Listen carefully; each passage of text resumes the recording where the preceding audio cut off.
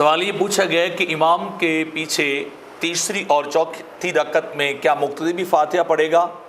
اور وہ بھی قرات کرے گا، یعنی تیسری چوتھی رکعت میں یا نہیں؟ تو اس کا جواب یہ ہے کہ امام جو ہے وہ اپنے مقتدیوں کی نماز کا ضامن ہوتا ہے،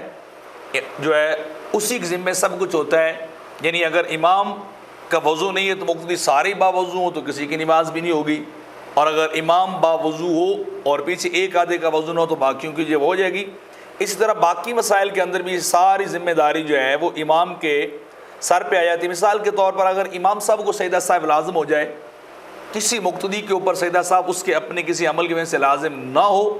تو امام کی وجہ سے پوری جماعت کے اوپر سجدہ صاحب لازم ہو جائے گا.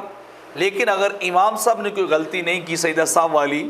لیکن پچھلے ساری غلطی کر گئے تو امام صاحب کے اوپر جو ہے وہ سجدہ صاحب لازم نہیں ہوگا. تو امام جو ہے وہ ضامن ہوتا ہے،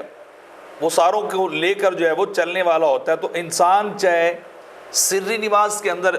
امام کے بیچ یعنی ظہر ہو یا جاری نماز جیسے مغرب ہے یا عشاء ہے، تو کہیں پر بھی کوئی بھی نماز ہو مقتدی کو امام صاحب کے پیچھے فاتحہ یا دوسری جو ہے وہ صورتیں جو ہے وہ قرات نہیں کرنی چاہیے، کیونکہ قرآن مجید کا حکم ہے اذا قرئ القرآن فاستمعوا وانصتوا لعلکم ترحمون. جب قرآن کو پڑھا جائے تو خاموش رہنا چاہیے اور تمہیں اس کو سننا چاہیے تاکہ تم پر جو ہے رحم کیا جائے.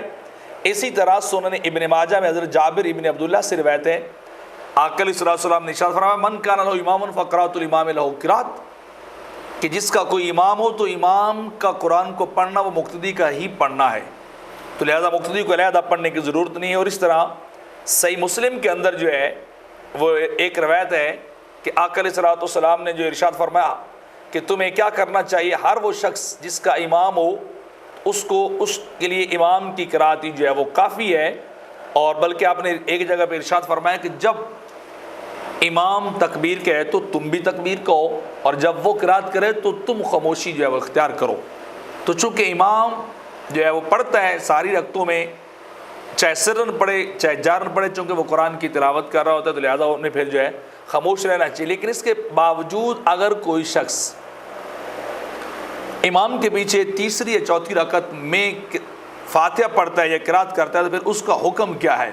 تو اس کا حکم یہ ہے کہ اگر وہ ایسا کرے گا تو فتاوی شامی کے اندر فَإِن قَرَأَ تحریما، اگر وہ قرات کرے گا فَإِن قَرَأَ تحریما تو یہ مکروہ تحریمی ہوگا، نماز ہو جائے گی لیکن ثواب میں کمی ہوگی اور الٹا گناہ ہوگا اس کام کی کرنے کی وجہ سے